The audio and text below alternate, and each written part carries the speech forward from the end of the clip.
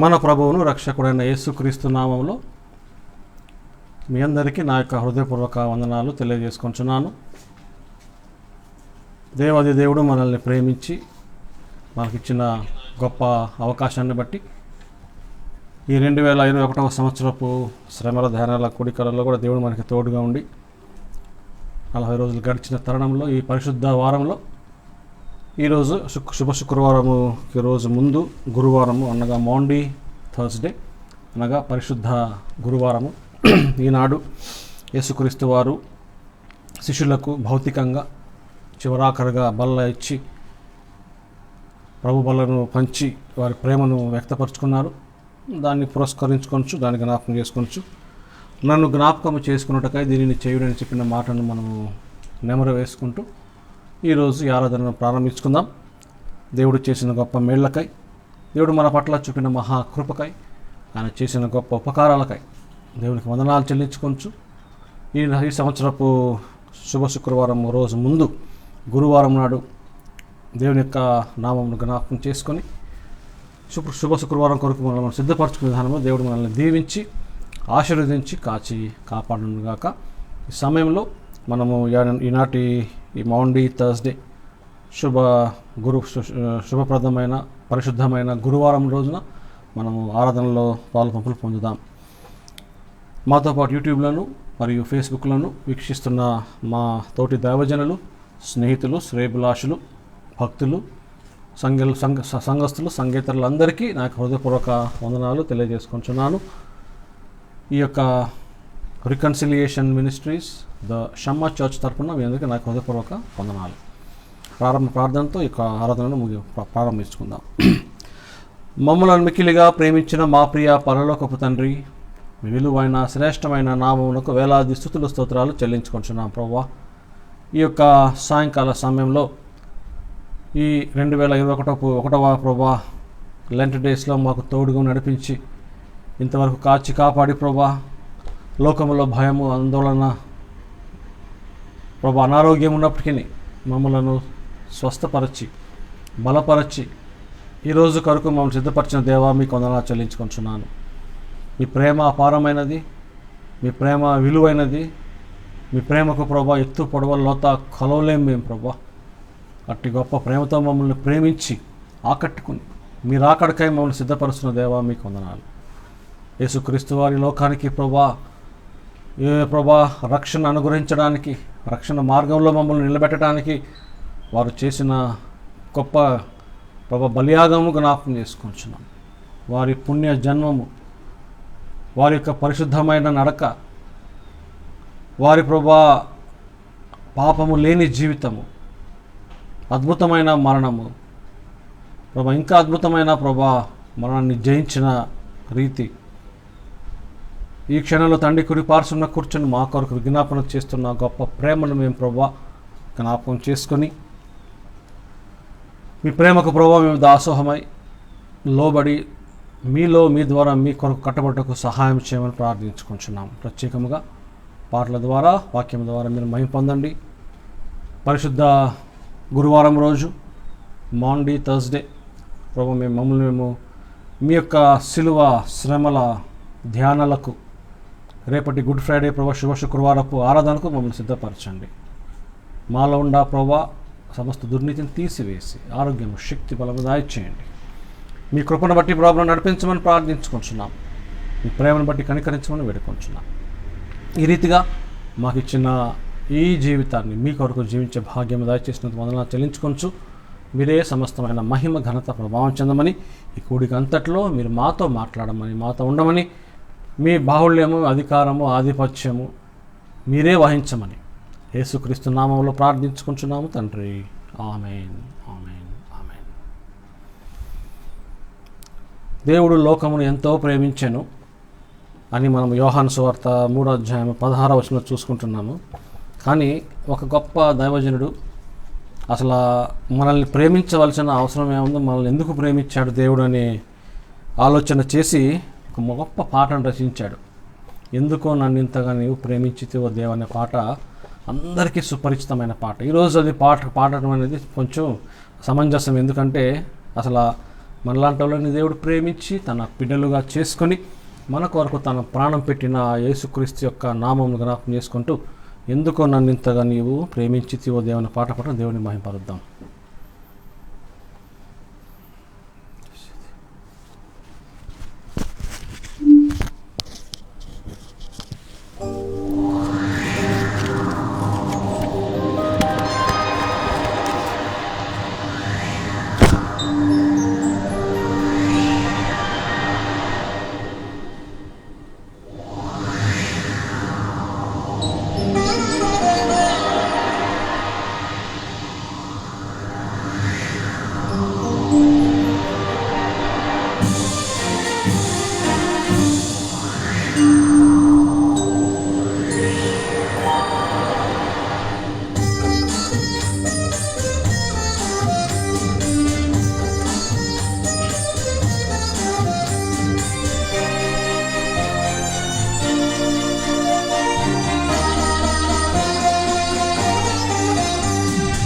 అందుకో నన్నింతగా నీవు ప్రేమించితివో దేవా,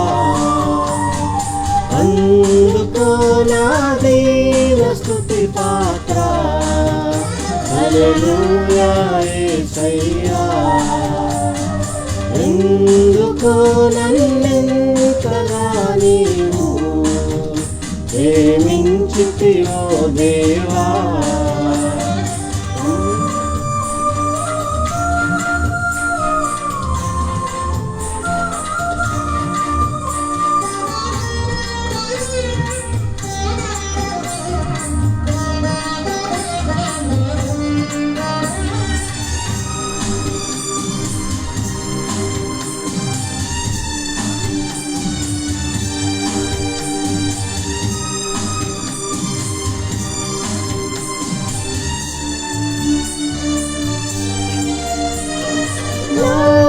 పాపము బాప నరరూపివైనావు,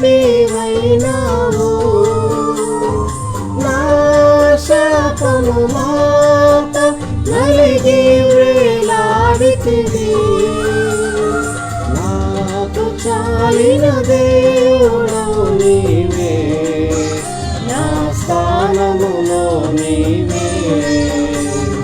నాకు చాలిన దేవుడవు నీవే, నా స్థానములో నీవే.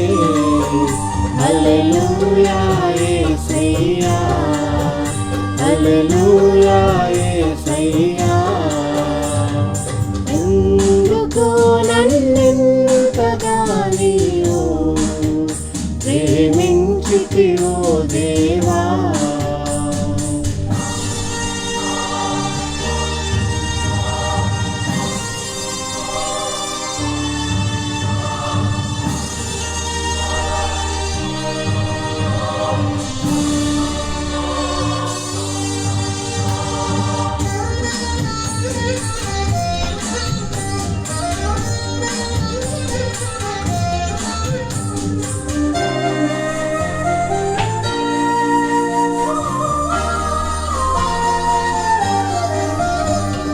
నీ రూపమునా నిర్మించి ఉన్నావు, నీ పోలికలోనే నివసించుచున్నావు.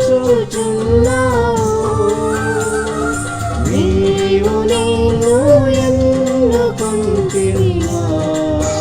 నీ కొరకై నీ కృపలో. నీవు నన్ను ఎన్నుకున్నావు, నీ కొరకై నీ కృపలో. హల్లెలూయా యేసయ్యా, హల్లెలూయా యేసయ్యా,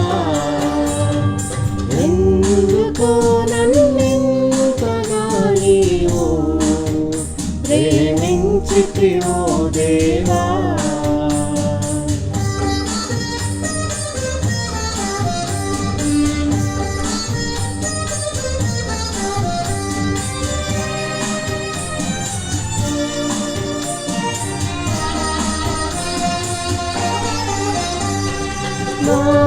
శ్రమలు సహించి నా ఆశ్రయమైనావు, నా వ్యధలు భరించి నన్నాదుకున్నావు. నన్ను నీలో చూచుకున్నావు, నన్ను దాచియున్నావు. నన్ను నీలో చూచుకున్నావు, నన్ను దాచియున్నావు. హల్లెలూయా యేసయ్యా, హల్లెలూయా యేసయ్యా. ఎందుకో నన్నింతగా నీవు ప్రేమించితివో దేవా.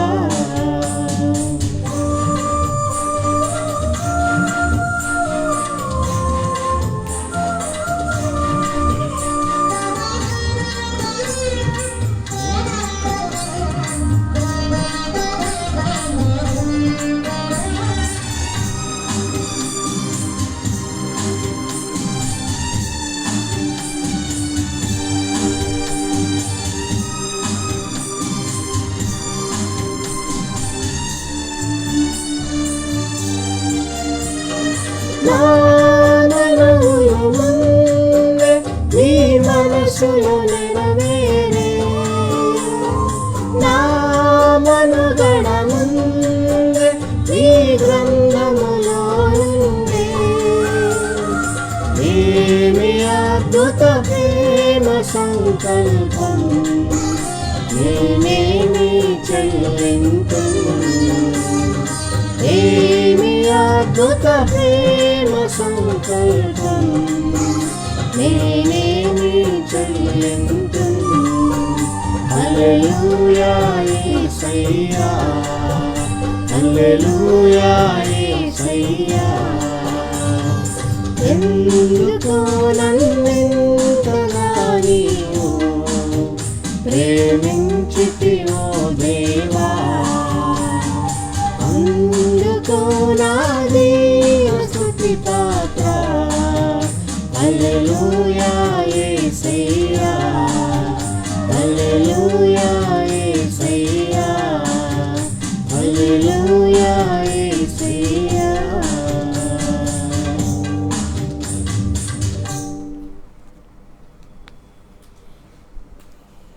దేవుని ప్రేమను పొందుకున్న మనము ఆయన జీవితంలో కొనసాగాలని, ఆయన ఇచ్చిన ఈ జీవితాన్ని తిరిగి ఆయన కొరకు జీవించాలని మనము ప్రార్థన చేసుకుందాం. ఈ సమయంలో ఈనాటి కొరకు ఏర్పాటు చేయబడిన వర్తమాన భాగం చదువుకుందాం. ఈనాటి కొరకు ఏర్పాటు చేసిన దేవుని యొక్క వర్తమాన భాగము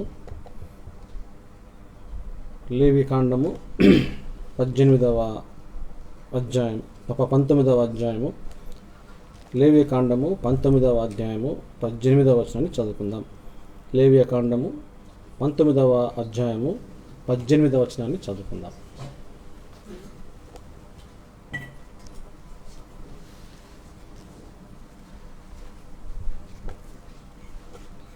లేవియాకాండము 19వ అధ్యాయం 18వ వచనం చదువుకుందాం. కీడుకు ప్రతి కీడు చేయకూడదు, నీ ప్రజల మీద కోపముంచుకొనక నిన్ను వలె నీ పొరుగు వారిని ప్రేమింపవలెను. దేవుడు తన పరిశుద్ధ వాక్యం దీవించునుగాక.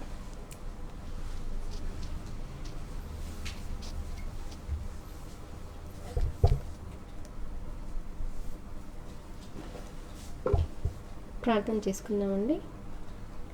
మా ప్రేమ కృపగల మా ప్రభా, జీవంగలమైన నా తండ్రి, ఈ సాయంకాల సమయంలో ప్రభా తండ్రి, మాండే థర్స్డే రోజున ప్రభా మీ సన్నిధానంలో చేరి మిమ్మల్ని స్తుతించుటకు ప్రభా, అంతేకాత్మనైనా మిమ్మల్ని జ్ఞాపకం చేసుకున్నటకు మీరు మాకు ఇచ్చిన గొప్ప ధనతను బట్టి స్తోత్రాలు చేసుకున్నామనైనా ప్రభా తండ్రి.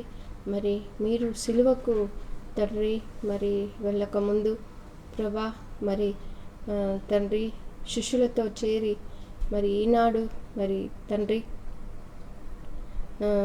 అందరితో చేరి ప్రభా మరి బల్లారాధన చేసిన తండ్రి విధానాన్ని జ్ఞాపకం చేసుకొని ప్రభా ఈరోజు తండ్రి ఈ మాండే థర్స్డే రోజు తండ్రి మిమ్మల్ని స్తుతించే గొప్ప ధన్యతను భాగ్యాన్ని మీరు మాకు అనుగ్రహించిన దేవ అందరిని బట్టి స్తోత్రాలు చేసుకున్నాం తండ్రి. ప్రభా మరి తండ్రి ఈ దినాన్ని చూడక ఎంతమంది గతించిపోయినప్పటికీ ప్రభా మీరు మమ్మల్ని మీ తండ్రి శాశ్వతమైన ప్రేమతో ప్రేమించి తండ్రి మమ్మల్ని సజీలకలో ఉంచి ఈరోజు తండ్రి మీ సన్నిధానంలో నిలవబడ్డకు మీరు మాకు ఇచ్చిన గొప్ప భాగ్యాన్ని బట్టి స్తోత్రాలు చేసుకున్నాం తండ్రి. ప్రభా మరి ఈరోజు మీరు మాతో ఉండండి, మీరు మాతో ఏం మాట్లాడబోతున్నారో మీ వాక్యాన్ని మీ వాక్కును మాకు దయచేసి ప్రభా మమ్మల్ని పరిశుద్ధపరిచి రేపు తండ్రి గుడ్ ఫ్రైడే ప్రభా తండ్రి మమ్మల్ని సిద్ధపరచమని వేడుకున్నాము నాయన తండ్రి.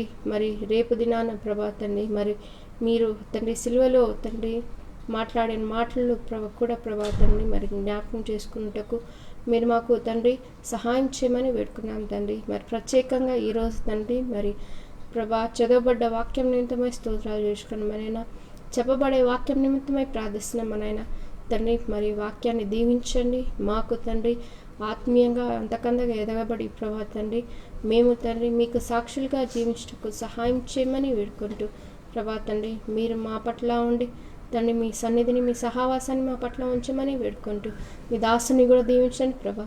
మీ తండ్రి పరిశుద్ధాత్మ ద్వారా ప్రభా తండ్రి అభిషేకించి మీ వాక్కును దయచేయమని వేడుకున్నాము ఆయన.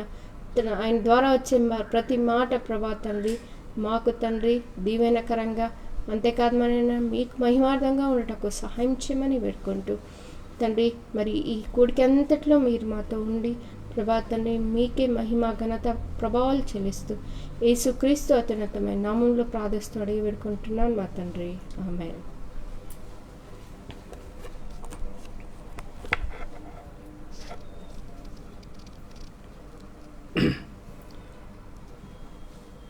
సిల్వలో నాకై కార్చెను యేసు రక్తం అనే పాట పాడుకొని దేవుని నామమును జ్ఞాపకం చేసుకుందాం. రేపటి దినాన జరిగే గొప్ప శుక్రవారం కొరకు మనం సిద్ధపరచుకొని సిల్వలో దేవుడు ఏం చేశాడు జ్ఞాపకం చేసుకొని ఈ పాటను మనము పాడుకుందాం.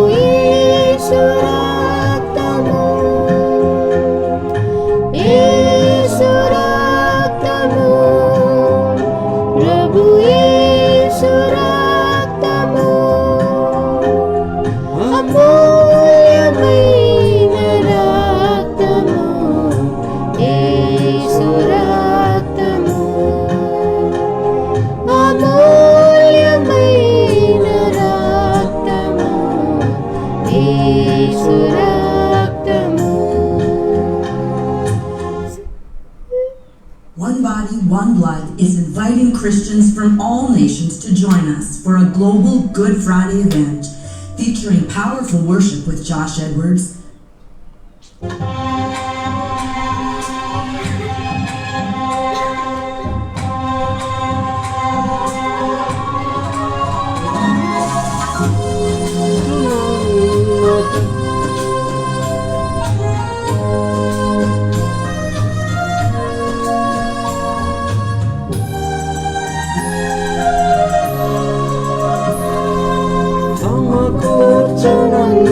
తండ్రితో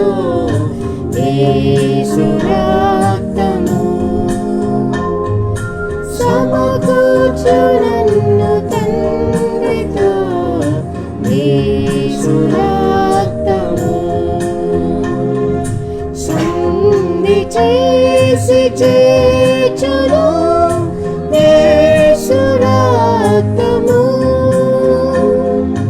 సంధి చేసి చేర్చును యేసు రక్తము యేసు రక్తము ప్రభు యేసు రక్తము యేసు రక్తము ప్రభు యేసు రక్తము ఐక్యపరచును తండ్రితో యేసు రక్తము ఐక్యపరచును తండ్రితో యేసు రక్తము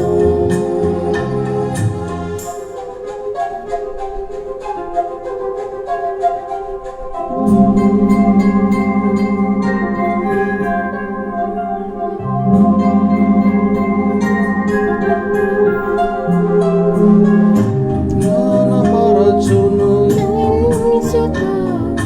యేసు రక్తము సమాధానపరచును యేసు రక్తము సమస్యలన్నీ తీర్చును యేసు రక్తము సమస్యలన్నీ తీర్చును యేసు రక్తము యేసు రక్తము ప్రభు యేసు రక్తము యేసు రక్తము ప్రభు యేసు రక్తము సంపూర్ణ శాంతినిచ్చును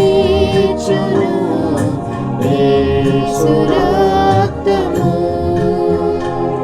సంపూర్ణ శాంతినిచ్చును యేసు రక్తము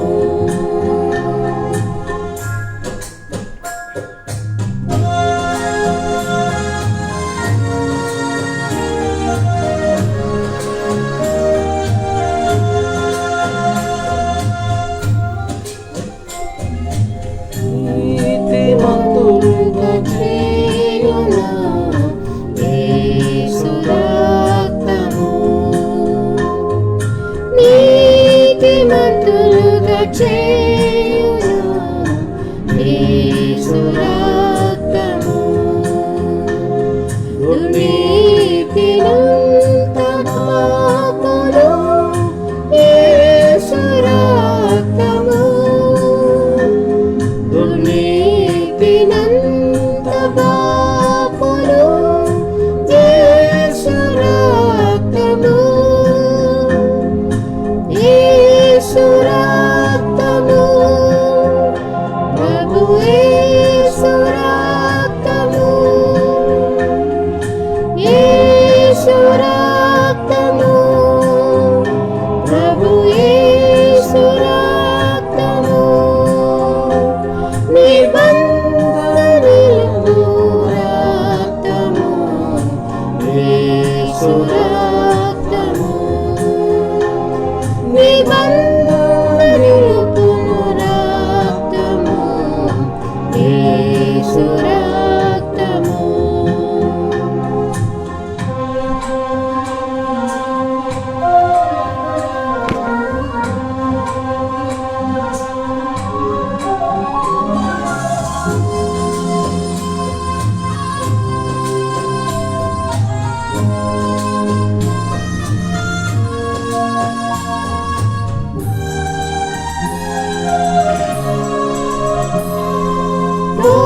రోగములను బాపును యేసు రక్తము రోగములను బాపును యేసు రక్తము దురాత్మల పారద్రోలును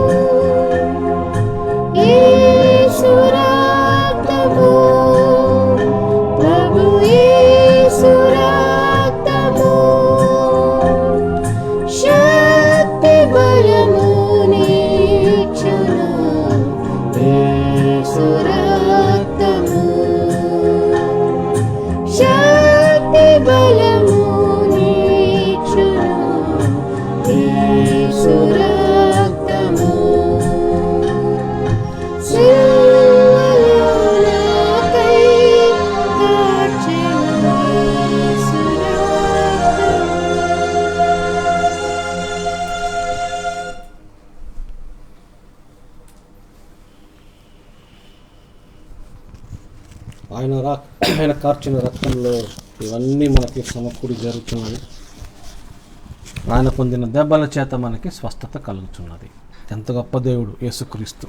ఆ యేసుక్రీస్తుని మన దేవుడిగా, మన నాయకుడిగా, మన నావికుడిగా మనము ఏర్పరచుకుంటే ఈ లోకంలో మనల్ని జీవింపజేయడమే కాకుండా ఈ లోకంలోనే మనల్ని పరలోక వారసులుగా చేసి పరలోక మార్గంలో నిలబెట్టి మనలను ఈ లోకంలో నిత్య నివాసమైన పరలోకానికి అర్హత, యోగ్యత దయచేసి విలువలేని మనకు వెలకట్టి తన రక్తమును కార్చిన యేసుక్రీస్తు యొక్క శుభప్రదమైన నిరీక్షణకు మనము ప్రాప్తులమై ఉన్నాం. అందుని బట్టి దేవునికి వందనాలు.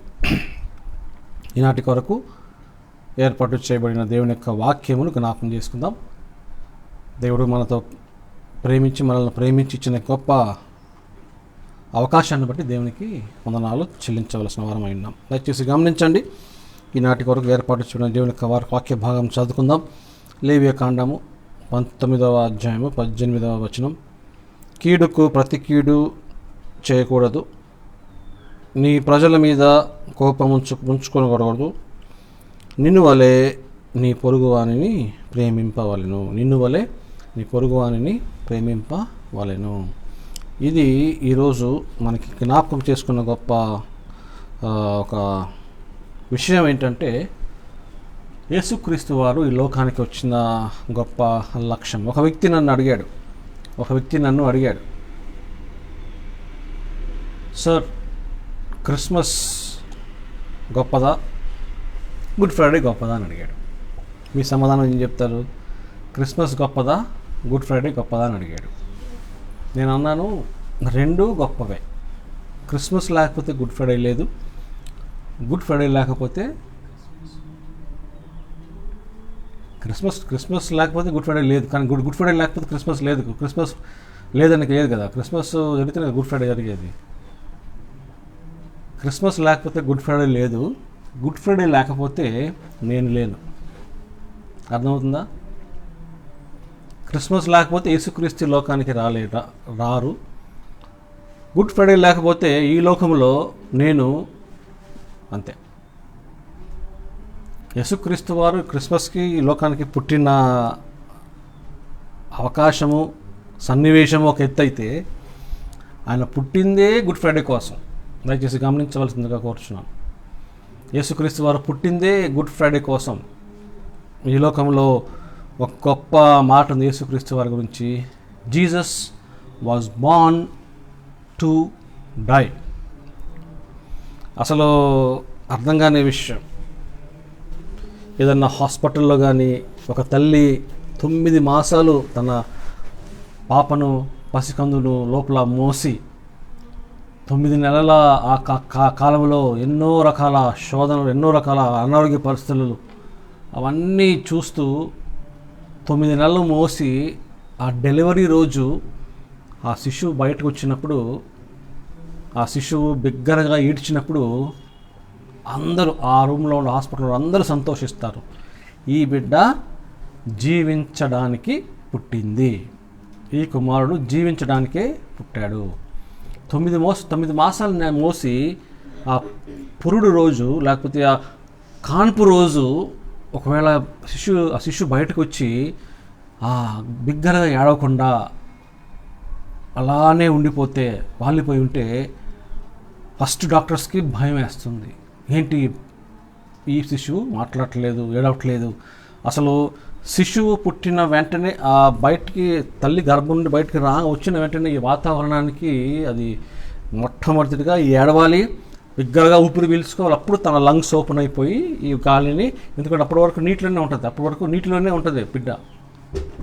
తల్లి గర్భంలో నీటిలోనే ఉంటుంది. అదే ఇప్పుడు మనల్ని నీటిలో కూర్చోగలమా? చూడండి, దేవుని సృష్టి చూడండి ఎట్లుందో. 9 నెలల్లో నీటిలోనే ఉంటుంది ఇట్లా హాయిగా పడుకొని.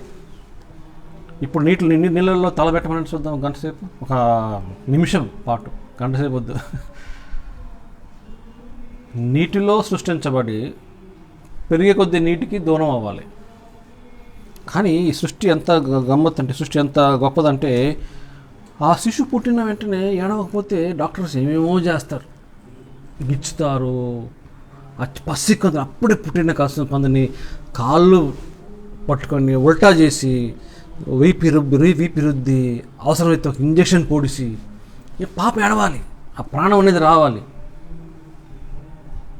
ఈ లోకంలో ఎవరు పుట్టినా బ్రతకడం కోసమే, ఏది చేసినా బ్రతకడం కోసమే. ఒకవేళ అవన్నీ చేసి కూడా ఆ శిశువు కనుక ఏడవకపోతే, ఆ శిశువులో ప్రాణం లేకపోతే, ఆ తల్లి గుండెలో, ఆ తల్లి మనసులో, ఆ కుటుంబంలో, ఆ హాస్పిటల్లో అప్పటిదాకా ప్రయాసపడిన ప్రతి డాక్టర్, వార్డ్ బాయ్, నర్స్ వాళ్ళందరికీ ఆ ఒక్కరోజు ఆ శిశువుని కాపాడలేకపోయామని, ఆ ఒక్క పుట్టిన శిశువు చనిపోతే వచ్చే బాధ అందరికీ తెలిసిన విషయం. కానీ దయచేసి గమనించండి, లోకోక్తి ఏంటంటే ఎవరైనా పుడితే జీవించడానికే పుడతాడు.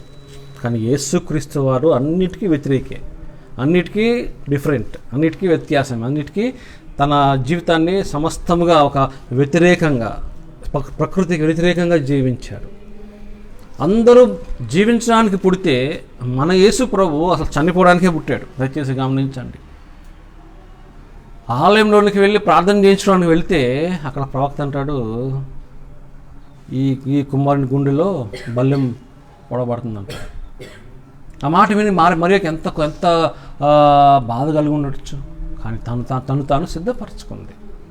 నాలో రక్షకుడు ఉదయించాలి, నాలో రక్షకుడు ఉద్భవిస్తాడు, ఈ లోక రక్షకుడు ఉద్భవిస్తాడు, నన్ను నేను సిద్ధపరచుకున్నాను. అంతేకాకుండా రక్షకుని కోసం మార్గమును సిద్ధపరచాలి. ఈ రక్షకుడు రక్షించడానికి కావలసిన సమస్త విషయాలలో నేను నన్ను సిద్ధపరచుకోండి. మరియమ్మ కూడా తాను సిద్ధపరచుకొని అసలు ఆ టైంలో, ఏ టైంలో, ఆ గొప్ప రోజులలోనే ఒక కన్యక గర్భం ధరించడం అంటే అస్సలు అన్యాక్సెప్టబుల్. ఇప్పటికీ అన్యాక్సెప్టబులే, ఇప్పటికీ ఎవరు ఒప్పుకోరు.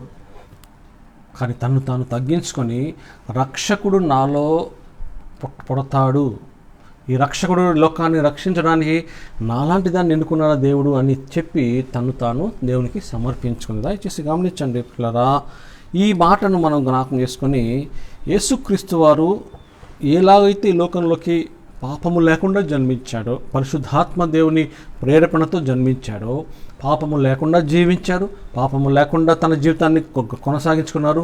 30 సంవత్సరాలు తన తండ్రి దగ్గర వడ్రంగిగా పనిచేస్తూ, 30 సంవత్సరాలు తన కుటుంబాన్ని పోషించుకుంటూ, ఆ 30 సంవత్సరాల్లో కూడా ఎటువంటి స్థితిలో కూడా పాపము లేనితనము, ఆ 3.5 సంవత్సరాల వ్యవధిలో చేసిన పరిచర్యలు కూడా ఎక్కడైనా కానీ, ఏ స్థితిలోనైనా కానీ, ఎటువంటి పరిస్థితిలోనైనా కానీ ఒక అబద్ధము చెప్పినట్లు కానీ, అసలు పాపపు ఛాయలు అస్సలు తన దగ్గరికి రానియకుండా తనలో ఉన్న దైవత్వాన్ని కాపాడుకొని మానవత్వాన్ని చూపించుకుంటూ మానవుడిగా ఉంటూ పాపము లేకుండా మీరు జీవించగలరు అని నిరూపించడానికి తాను ఈ లోకంలో 33.5 సంవత్సరాలు ఈ లోకంలో జీవించారు. ఆ యేసుక్రీస్తు వారు ఏం చేశారంటే, క్లుప్తంగా చెప్తాను. పాత నిబంధన గ్రంథంలో మోషేకు దేవుడు 10 ఆజ్ఞలు ఇచ్చాడు. ఆ 10 ఆజ్ఞలను యేసుక్రీస్తు వారు క్రొత్త నిబంధనలకు వచ్చేసరికి 2గా క్రోడీకరించారు. ఏంటంటే మొట్టమొదటి ఆజ్ఞ, నీ తండ్రి దేవుడైన యెహోవాను పూర్ణ ఆత్మతో, పూర్ణ బలముతో, పూర్ణ శక్తితో సేవింపవలెను. ఇక మిగతా 9 ఆజ్ఞలని యేసుక్రీస్తు వారు ఒకే ఆజ్ఞగా క్రోడీకరించారు. ఏంటంటే నిన్ను వలె నీ పొరుగువానిని ప్రేమించుము. బైబిల్లో ఉన్న గొప్ప లక్షణం ఏంటంటే ఈ 2. నీ దేవుణ్ణి నువ్వు సంపూర్ణంగా నమ్ము, సంపూర్ణంగా సేవించు. నీ దేవుని నువ్వు సంపూర్తిగా సేవిస్తే, పూర్ణ మనసుతో నువ్వు సేవిస్తే, నీ పొరుగువాణిని నిన్ను వలె నువ్వు ప్రేమించుకుంటావు. ఇక మిగతా చూస్తున్నావు కదా, దొంగలించవద్దు, అన్ని చాలా విషయాలు ఉన్నాయి. వాటన్నిటిని ఏమంటాడంటే ఒకే ఒక ఆజ్ఞలో క్రోడీకరించాడు. ఏంటన్నాడు? నిన్ను వలె నీ పొరుగువాణిని ప్రేమించు. నిన్ను వలె నీ పొరుగువాణిని ప్రేమించు అని కేవలము చెప్పటమే కాకుండా యేసుక్రీస్తు వారు సిలువలోనికి వెళ్ళక మునుపు, సిలువలో ఆ యాత్రను సాగించక మునుపు ఒక తువాలు తీసుకొని తన నడుము కట్టుకొని శిష్యుల పాదములను కడిగాడు. శిష్యుల పాదములను కడిగాడు. అది తగ్గింపు స్వభావం అని మనము అనుకుంటున్నాం. That is true. అది ఒక మాదిరి, మనకి యేసుక్రీస్తు వారు చూపిన మాదిరి, తగ్గింపు స్వభావము, తను తగ్గించుకోవడం. ఈ సమయంలో తను తగ్గించుకోవడం అనేది మనము జ్ఞాపకం చేసుకుంటే, తగ్గింపు స్వభావం అనేది మనకి ఆటోమేటిక్గా మన వైఖరిని బట్టి, మన ప్రవర్తనను బట్టి, మనలో ఉన్న గుణగణాలను దేవుని వైపు మళ్ళించి, మనలో ఉన్న గొప్పతనాలని దేవుని వైపు చూపిస్తూ, ప్రభువా ఇవన్నీ నువ్వు నాకు ఇచ్చినదే, ఇవన్నీ నువ్వు నాకు సంక్రమించిందే కాబట్టి, నీ ద్వారా నాకు వచ్చింది కాబట్టి, నీ ద్వారా నేను పొందుకున్నాను కాబట్టి, ఇదిగో ఈ లోకంలో నాకు ఈ గొప్పతనం ఉండొచ్చు, కానీ నీ ముందు అది ఏమీ కాదు, నువ్వు ఇచ్చిందే. అందుకనే నా గొప్పతనాన్ని బట్టి ఈ లోకంలో నేను జీవించట్లేదు, కానీ గొప్పతనం ఇచ్చిన నిన్ను చూస్తూ నేను జీవిస్తున్నాను. అది తగ్గింపు స్వభావం. ప్రభువా నన్ను తగ్గించుకుంటున్నాను, నిన్ను హెచ్చించుకుంటున్నాను, ప్రభువా నన్ను తగ్గించుకుంటున్నాను, నిన్ను హెచ్చించుకుంటున్నానని ఎన్నోసార్లు అని ప్రార్థన చేసిన వెంటనే ఎవరో వచ్చి ఏమైనా మాట అంటే, వాళ్ళు ఒక మాట అంటే 2 మాటలతో వడ్డించి పంపించే కాలం చాలా ఉన్నాయి ఈ కాలంలో. నన్ను నేను తగ్గించుకోవడం అనేది మాటలతో చెప్పేది కాదండి. ఈ లోకంలో ఏదైతే నన్ను హెచ్చిస్తున్నట్టు కనపడుతుందో, ఈ లోకంలో ఎలా ఏదైతే నన్ను పై స్థానంలోకి తీసుకుని వెళ్ళాలని అలా కనబడుతుందో, ఆ పై స్థానానికి వెళ్ళినప్పటికీ ఆ పై స్థానంలో, లోకంలో పై స్థానంలో ఉంటూ, ప్రభువా ఈ స్థానం ఇచ్చింది నువ్వే కాబట్టి, లోకంలో ఇక్కడున్నా నీకు మాత్రం నేను శూన్యున్నే, నీ ముందు మాత్రం నేను ఏమి కాదు, ఈ స్థానం ఇచ్చింది నువ్వు కాబట్టి, ఈ స్థానాన్ని బట్టి నేను ఈ లోకంలో జీవించను, కానీ ఈ స్థానాన్ని ఇచ్చిన నిన్ను బట్టి, ఎందుకంటే ఈ స్థానాన్ని తీసివేయడానికి నీకు చాలా ఈజీ. యేసుక్రీస్తు వారు ఎల్లప్పుడూ దేవుడిచ్చిన స్థానాన్ని, దేవుడిచ్చిన ఆ బలమును, తనకుండా దైవ బలమును, తనకుండా గొప్ప లక్షణాలను ఎప్పుడూ తనకై తాను వాడలేదు. యేసుక్రీస్తు వారు ఎల్లప్పుడూ తండ్రి చిత్తాన్ని నెరవేర్చడానికి వచ్చానని చెప్తూ ఆ చిత్తాన్ని నెరవేర్చుకుంటూనే వెళ్ళారు. దయచేసి గమనించండి ప్రియులారా, ఏ కోశాన కూడా, ఏ పరిస్థితుల్లో కూడా యేసుక్రీస్తు వారు తన గొప్పతనాన్ని ఎప్పుడు చూపించుకోలేదు. ప్రభువా నువ్వే, ప్రభువా నువ్వే, ప్రభువా నువ్వే. అట్టి గొప్ప దైవ సంబంధమైన దైవ మానవుడే యెహోవాను స్మరిస్తూ యెహోవాకి ఇవ్వాల్సిన ఆ ప్రాధాన్యతనిస్తే, మరి మనలాంటి వాళ్ళు ఎటువంటి పరిస్థితుల్లో ఉన్నాం? దయచేసి గమనించండి. ఇప్పుడు దేవుడు మనకిచ్చిన గొప్ప అవకాశం ఏంటంటే, 2 ఆజ్ఞలు ఇచ్చాడు. ఈరోజు దేవుడు మనతో మాట్లాడే విషయం ఏంటంటే, సరే పరిశుద్ధాత్మ దేవుడి శక్తిని బట్టి మనం రక్షణ పొందిన రోజు నుండి ఈనాటి వరకు దేవుడు మనకి ఇచ్చిన గొప్ప రక్షణ భాగ్యమును కాపాడుకోవడానికి, దేవుడు మనల్ని ప్రేమించి మనకిచ్చిన గొప్ప అవకాశాన్ని కొనసాగించడానికి మనల్ని పురికొల్పుతున్న దేవుడు, ఈరోజు దేవుడు మనతో మాట్లాడే విషయం ఏంటంటే, ఈ గుడ్ ఫ్రైడే రోజున యథావిధిగా మనము జీవించడానికి కాకుండా, ఈస్టర్ రోజున యథావిధిగా పాటలు పాడుకొని, కొత్త బట్టలు వేసుకొని, మంచి వంటకాలు వండుకొని అయిపోయింది ఈస్టర్ అనుకునే విధంగా కాకుండా, కొత్తగా నూతనంగా దేవుని కొరకు ఏదైనా మనము పూనుకోవాలని దేవుడు మనతో ఈరోజు మాట్లాడచ్చు. ఎన్నో ఈస్టర్స్ గడిచిపోయినాయి, ఎన్నో గుడ్ ఫ్రైడేలు గడిచిపోయినాయి, కానీ ప్రతిరోజు దేవుడు మనతో మాట్లాడుతున్నాడా? నాతో ముచ్చటిస్తున్నారా? నేను దేవుడితో ముచ్చటిస్తున్నానా? నేను దేవుడితో మాట్లాడుతున్నానా? వాక్యం ద్వారా దేవుడు నాతో మాట్లాడుతున్నాడా? ప్రార్థన ద్వారా నేను దేవునికి సన్నిహితంగా ఉన్నానా? సహవాసము ద్వారా దేవునికి నేను దగ్గరగా ఉన్నానా అనే ప్రశ్నతో మనము ఈ జీవితాన్ని మనం కొనసాగించవలసిన వారమై ఉన్నాం. దయచేసి గమనించండి ప్రియులారా, మనం ఈ లోకంలో పొందుకున్న దాన్ని బట్టి మనం పరలోకం వెళ్ళాం, కానీ మనం ఈ లోకంలో ఏమై ఉన్నామో అందుని బట్టి మనము పరలోక ప్రవేశం ఉంటుంది. దయచేసి గమనించండి. ఆ విషయం గమనించి ముందుకు కొనసాగింపజేసుకుందాం. దయచేసి మనం జ్ఞాపకం పెట్టుకునే విషయం ఏంటంటే, దేవుణ్ణి మనం ప్రేమించాలంటే మన చేత కాదు. దేవుని మనం ప్రేమించాలంటే మన చేత కాదు, కానీ ఆ విషయం తెలుసుకొని యేసుక్రీస్తు వారిని యోహాను సువార్త 3:16 మనకి అనుగ్రహించాడు. యెహోవా తండ్రి, God knows that we cannot love him well enough. దేవుణ్ణి ప్రేమించవలసిన రీతిలో మనము ప్రేమించలేమని ఖచ్చితంగా దేవుడు తెలుసు. యేసుక్రీస్తు వారిని సొంత రక్షకునిగా ఈ లోకానికి పంపించి, రక్షణ ద్వారా మనల్ని బలపరచి, రక్షించుకున్న మనల్ని తిరిగి ఆయన ప్రేమించుకునేటట్టు చేసినప్పటికీ యేసుక్రీస్తు వారి యొక్క బలియాగము రక్షణ పొందుకున్న తర్వాత కూడా యేసుక్రీస్తు వారిని మనము ప్రేమించవలసిన రీతిలో ప్రేమించలేకపోతున్నాము. యెహోవాను మనం సేవించవలసిన రీతిలో మనము సేవించలేకపోతున్నాం. దయచేసి గమనించండి ప్రియులారా, యెహోవాను సేవించడం అంటే యెహోవాను సేవ చేయడం అంటే ఏదో గొప్ప గొప్ప చర్చిలు కట్టేసి పెద్ద పెద్ద 100 మంది 1000 మంది చర్చిలు ఉండడం అవన్నీ ఓకే, దట్స్ ఫైన్, అది సేవే. కానీ అసలు సేవ ఏంటంటే దేవుడు ఇచ్చిన ఈ జీవితాన్ని తిరిగి దేవుని కొరకు జీవిస్తున్నానా లేదా అనేది సేవ అంతే.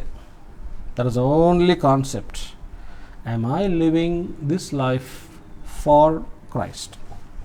యేసుక్రీస్తు ఎలాగైతే ప్రతి క్షణం దేవుని యొక్క నామమును స్మరిస్తూ జీవించాడో అలాగూ నేను జీవిస్తున్నానా లేదా? ఇంకా సేవ అంటారా? సేవ ఎన్నో రకాలుగా చేసుకోవచ్చు. పాటల ద్వారా సేవ చేసుకోవచ్చు, మాటల ద్వారా సేవ చేసుకోవచ్చు, సంఘాలు స్థాపించుకోవచ్చు, ఇవాంజలిస్ట్గా వెళ్ళొచ్చు, సంఘాలకు వెళ్ళి వాక్యం చెప్పుకోవచ్చు. సేవ అంటే కేవలం వాక్యం చెప్పడం, సేవ అంటే కేవలం సంఘాలు ఏర్పరచడం, సేవ అంటే కేవలం పాటలు పాడటం, సేవ అంటే కేవలం ప్యాడ్స్ కొడతాం, గిటార్ కొడతాం, ఇవే కాదండి. ఇవన్నీ మనకి బహిరంగంగా కనపడుతున్న సేవ, కానీ అంతరంగంగా మనము కనబడని సేవ దేవునికి చేయవలసిన వారమై ఉన్నాం. అంతరంగంగా కనబడిన సేవ అంటే దేవుడు ఈ జీవితాన్ని ఇచ్చాడు, ఈ జీవితంలో నేను దేవునికి ఇష్టడుగా ఉన్నానా లేదా, ఆయనను సంపూర్తిగా నమ్ముతున్నానా లేదా, ఆయన సంపూర్తిగా సేవిస్తున్నానా లేదా, అది మొట్టమొదటి ఆజ్ఞ. ఈ మొట్టమొదటి ఆజ్ఞను మనము కొనసాగించాలంటే మనము జ్ఞాపకం పెట్టుకోవాల్సిన విషయం ఏంటంటే ద్వితీయోపదేశ కాండము 6వ అధ్యాయము 5వ వచనం చూసినట్లయితే నీ దేవుడైన యెహోవాను నీ పూర్ణాత్మతో, పూర్ణ బలముతో, పూర్ణ శక్తితో నీవు సేవింపవలెను అని చెప్తున్నాడు. పూర్ణాత్మ, పూర్ణ బలము, పూర్ణ శక్తి. ఎందుకంటే మనిషి యొక్క నైజం ఏంటంటే ఏదైనా చేస్తే సంపూర్తిగా చేయటం కొన్నిసార్లు తనకి కుదరదు.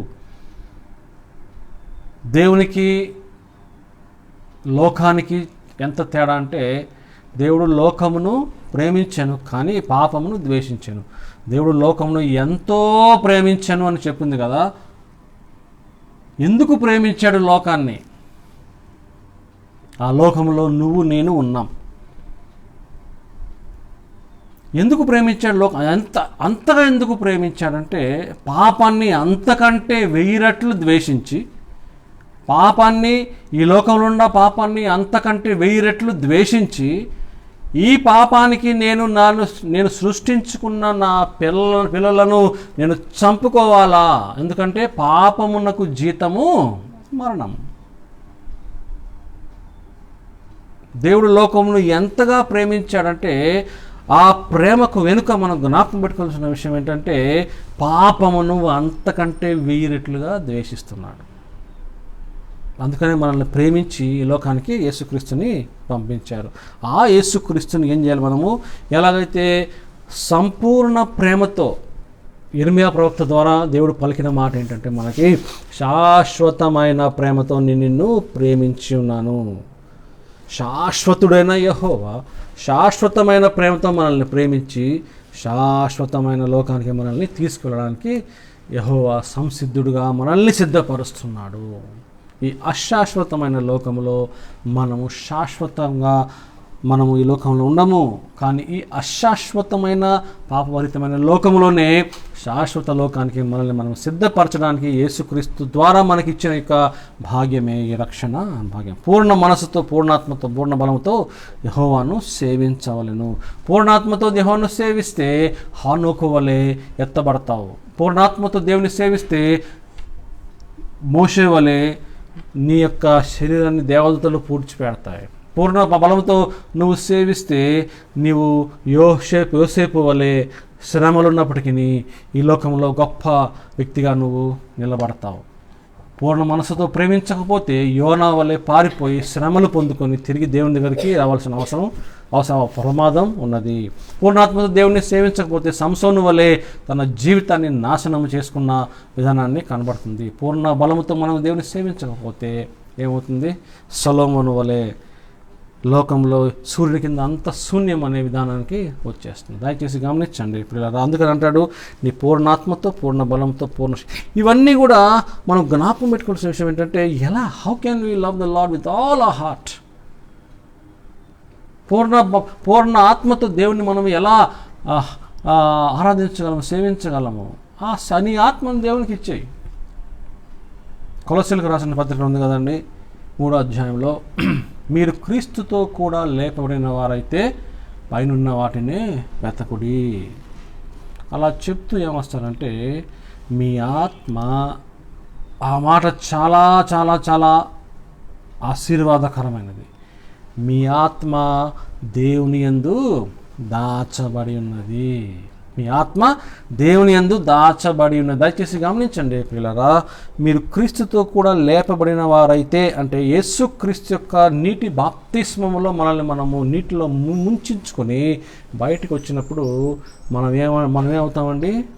మన ఈ ఆత్మ పరమాత్మతో కలిసి, పరిశుద్ధాత్మతో కలిసి ఐక్యపరచబడి నూతనముగా లేపబడతాం. కొరింథీయులకు రాసిన పత్రికలో పౌలు అంటాడు, ఎవడైనా క్రీస్తునందున్నడలా తాను నూతన సృష్టి, సమస్తము గతించెను, ఇదిగో ఇది పాతవి గతించాను, ఇదిగో సమస్తము క్రొత్తవాయెను.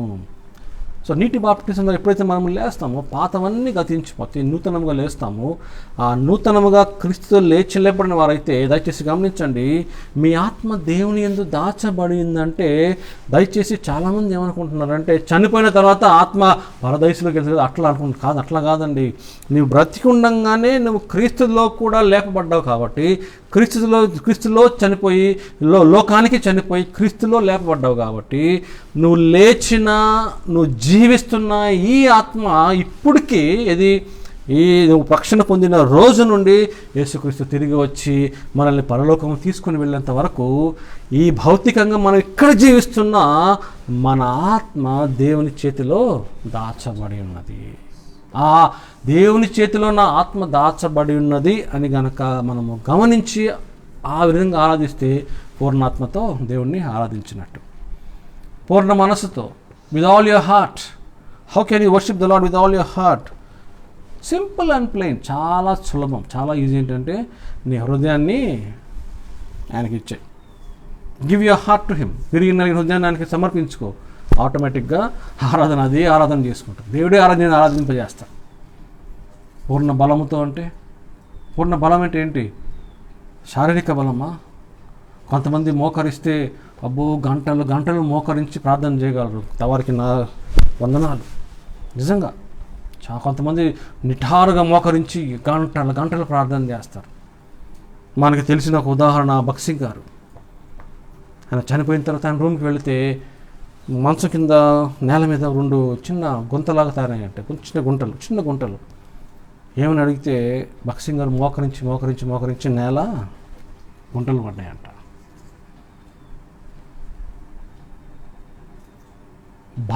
బలం అంటే అది మోకరించి ప్రార్థన చేయుట బలము. ఇప్పుడు కొంతమంది ఈ లోకంలో చూసినట్లయితే ఎందుకు మోకరించాలంటారు, కొంతమంది ఎందుకు కళ్ళు మూసుకోవాలంటారు. కళ్ళు మూసుకోవాలని దానికి ఆర్గ్యుమెంట్ ఏంటంటే కళ్ళు మూసుకొని ప్రార్థన చేయాలని బైబిల్లో రాసిందా అంటారు. నేను అంటాను, సరే ఒక్క విషయంలో బైబిల్ అంటున్నావు కదా, మన మిగతా విషయాలన్నీ బైబిల్ ప్రకారమే చేస్తున్నావా నువ్వు అని అడుగుతా. గమనం వెళ్ళిపోతారు.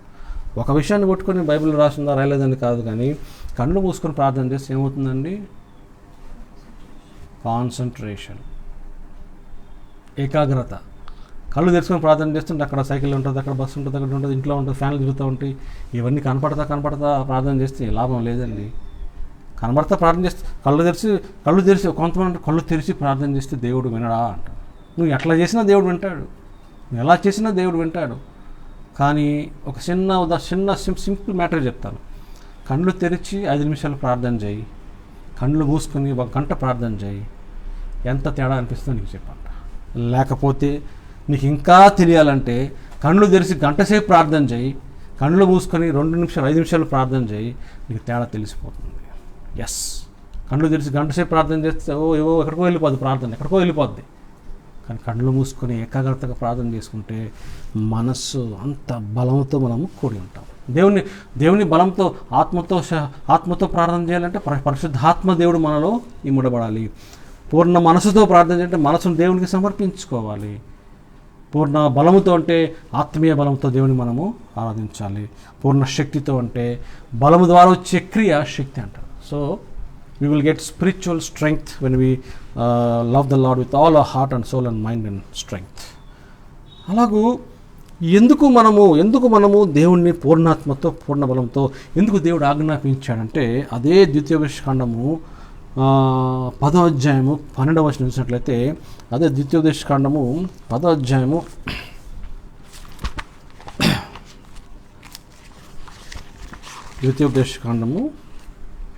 10వ అధ్యాయము 12వ వచనాన్ని మనం చూస్తే అక్కడ 12వ వచనంలో ఇలా రాయబడింది కదండి. కాబట్టి ఇశ్రాయేలు నీ దేవుడైన యెహోవాకు భయపడి ఆయన మార్గములన్నిటిలో నడుచుచు ఆయనను ప్రేమించి నీ దేవుడైన యెహోవాను నీ పూర్ణ మనస్సుతోనూ నీ పూర్ణ ఆత్మతోనూ సేవించి నీ మేలు కొరకు నేను నీకు ఆజ్ఞాపించు యెహోవా ఆజ్ఞలను కట్టడలను అనుసరించి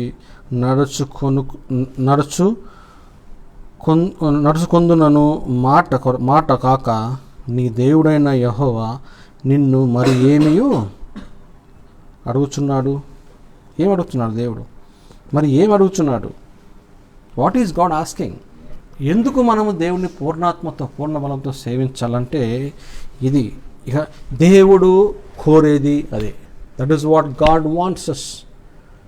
what does the Lord require of thee but to love him with all thy heart and with all thy soul and with all thy mind. What does God wants? చాలామంది అనుకుంటారు, సరే దేవుడు మనకి ఎన్నో ఇచ్చాడు కదా, దేవునికి కావాల్సినది ఏంటి, దేవునికి మనం ఇవ్వగలిగింది ఏంటి, దేవునికి మనం ఏమి ఇవ్వగలమంటే మొట్టమొదటిగా దశమ భాగం అంటారు, రెండోదిగా కృతజ్ఞత కానుక అంటారు, లేకపోతే పాపట ఒప్పుకోలు ప్రార్థనకి తర్వాత దాని గురించిన కొన్ని కానుకలు అంటారు, తర్వాత ప్రత్యేక కానుకలు అంటారు, థ్యాంక్స్ గివింగ్ కృతజ్ఞత కానుకలు అంటారు, తర్వాత సంవత్సరానికి వచ్చే ఈ హార్వెస్ట్ ఫెస్టివల్లో లేకపోతే హార్వెస్ట్ ఫెస్టివల్లో మనం ఏమనుకుంటాము దానికి కానుకలు.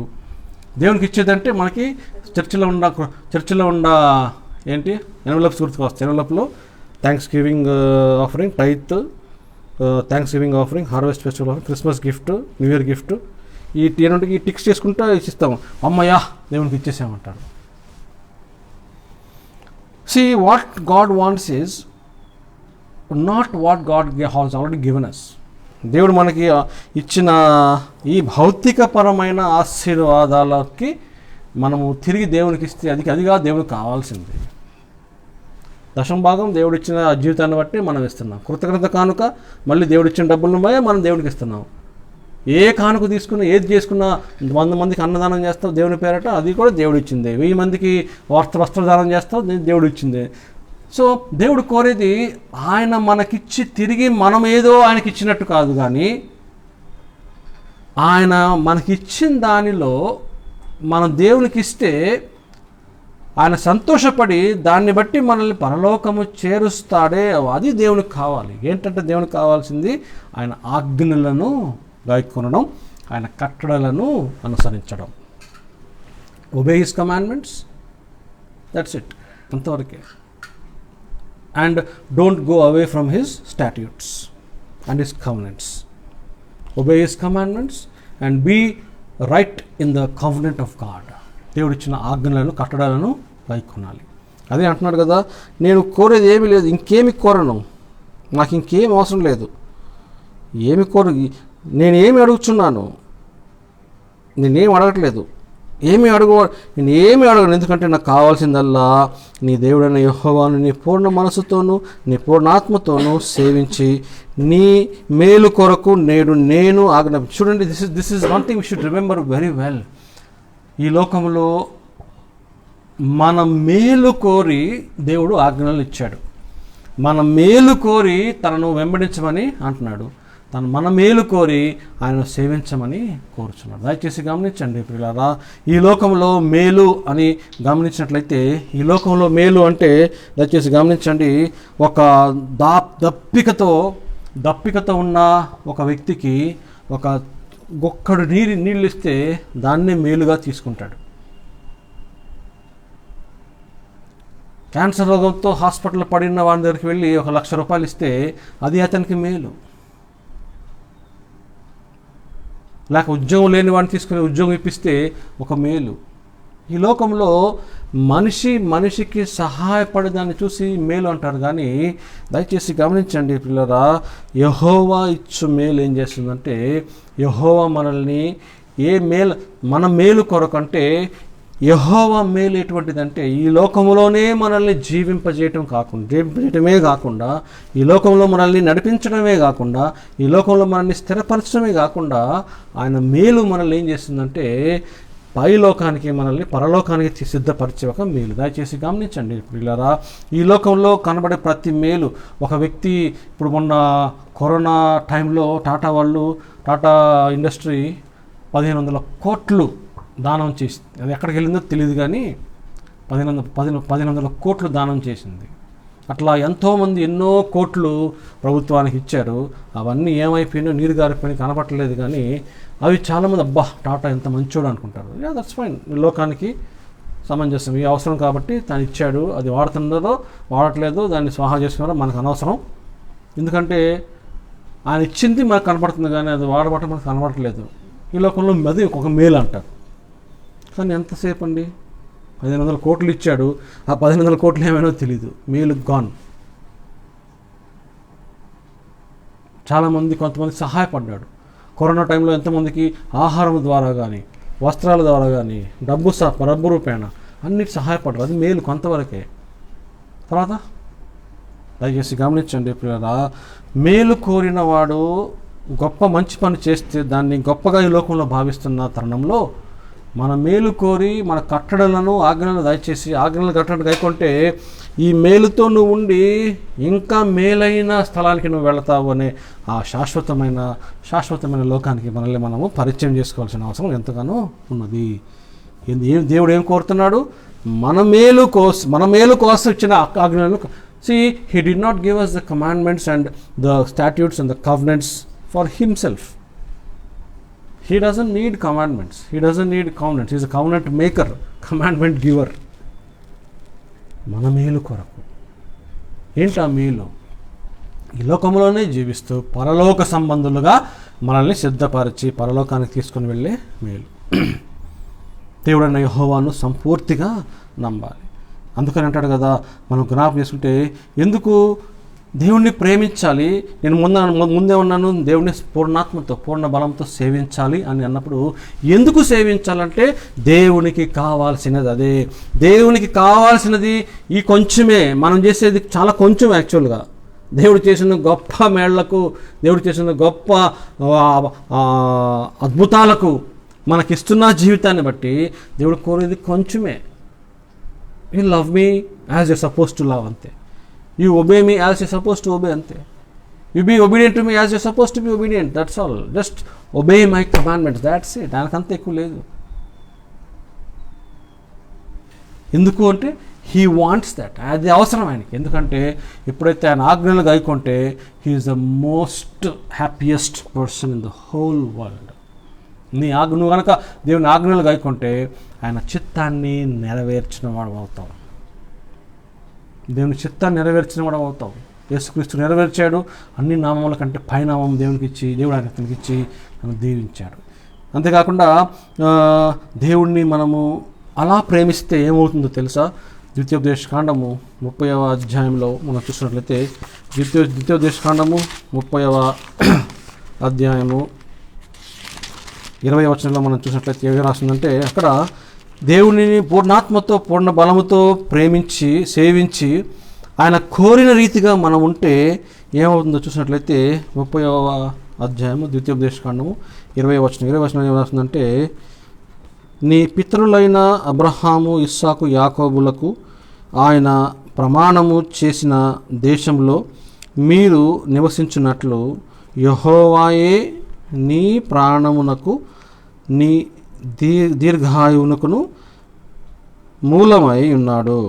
కాబట్టి నీవును నీ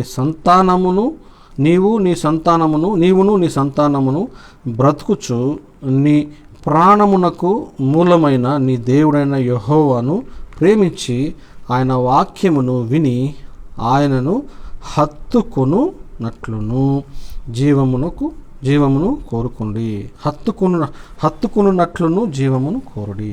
అంటే ఈ పూర్ణాత్మతో పూర్ణ బలంతో దేవుడిని సేవించి ఆయన అడుగుతున్న రీతిగా మనం ఉన్నట్లయితే ఆటోమేటిక్గా ఏమైపోతుందంటే దేవుడిని మనం హత్తుకుంటూ వెళ్ళిపోతాం. అప్పుడేమవుతుంది తెలుసా?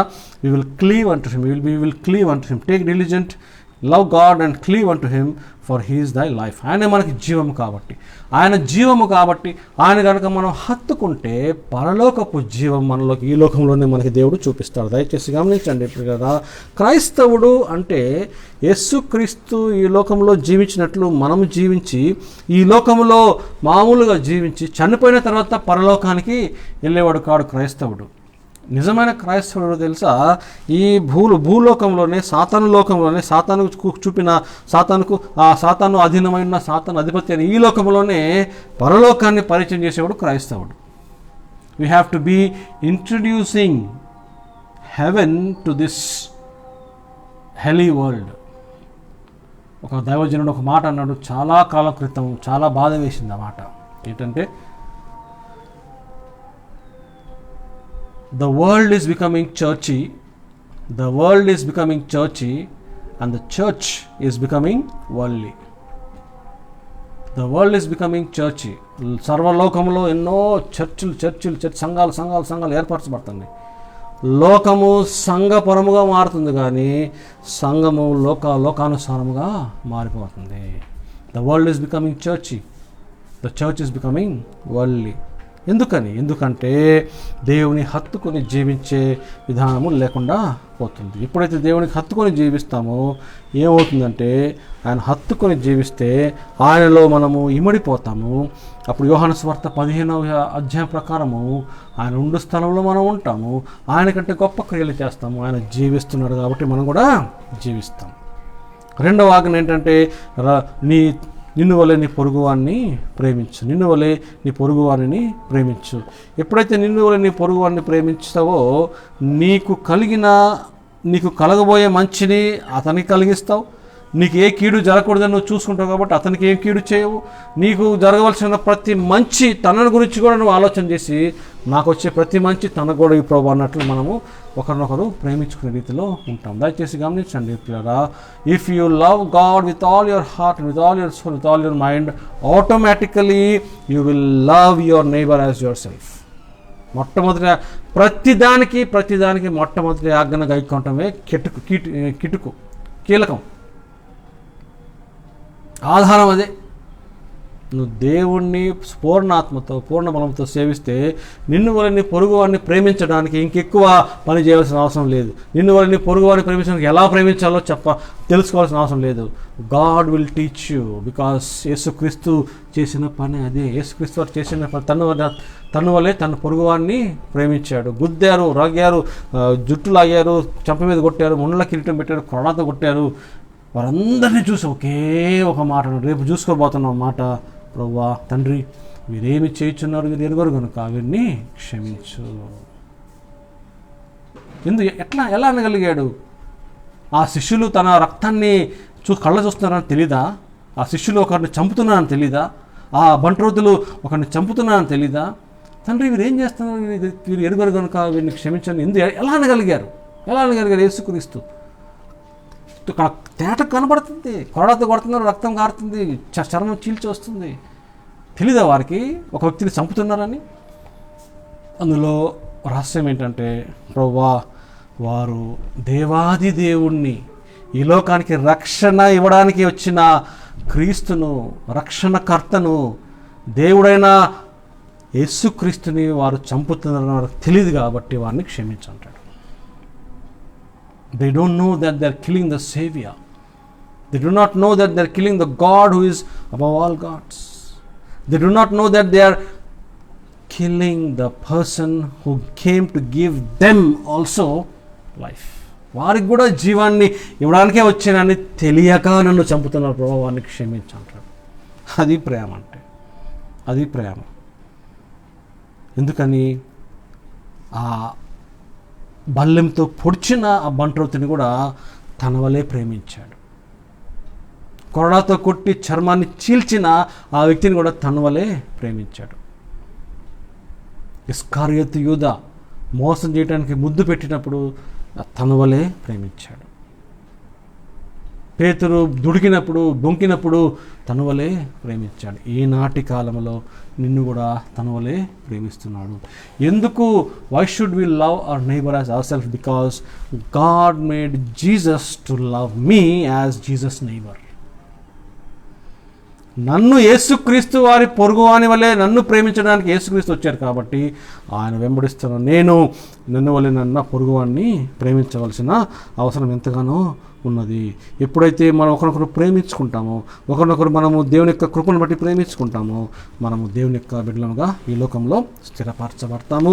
దేవుడి లోకాన్ని ఎలా ప్రేమించాడో మనము దేవుని ప్రేమించి, దేవుని బిడ్డలను ప్రేమించి, దేవుని యొక్క సన్నిధిని ప్రేమించి, ఒకరినొకరు ప్రేమించుకుంటూ పరలోకాన్ని, ఈ లోకంలోనే పరలోకాన్ని మనము సిద్ధపరుద్దాం.